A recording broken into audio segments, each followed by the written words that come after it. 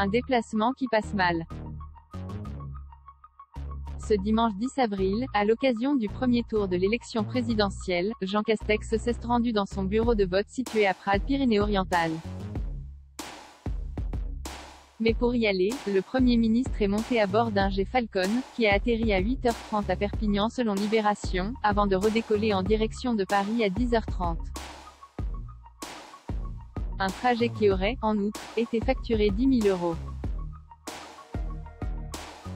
Sur les réseaux sociaux, ce moyen de transport a fait grincer des dents, les internautes reprochant notamment le coût financier et environnemental d'un tel trajet en avion.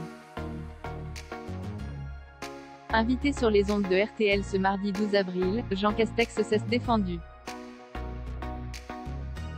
J'ai utilisé les règles habituelles qui s'appliquent au Premier ministre, a-t-il répondu, avant d'ajouter « J'entends dire que Jay a frété un jet privé, etc.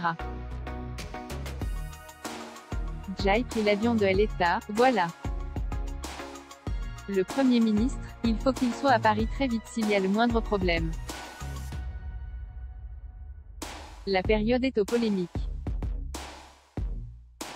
Jean Castex avait signé une circulaire pour limiter le recours au transport aérien dans un article de Mediapart, paru en février. Le journal indiquait que les Falcons de l'escadron de transport 00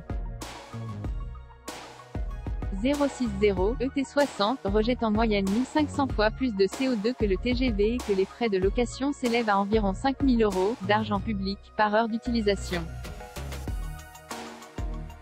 Des déplacements à bord de Falcon, devenus récurrents selon Mediapart.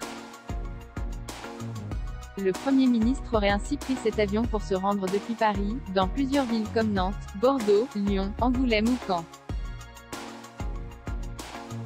Jean Castex avait pourtant signé lui-même une circulaire dans le but de restreindre l'utilisation par l'État du transport aérien, uniquement autorisé quand le temps de trajet par la voie ferroviaire est supérieur à 3 heures.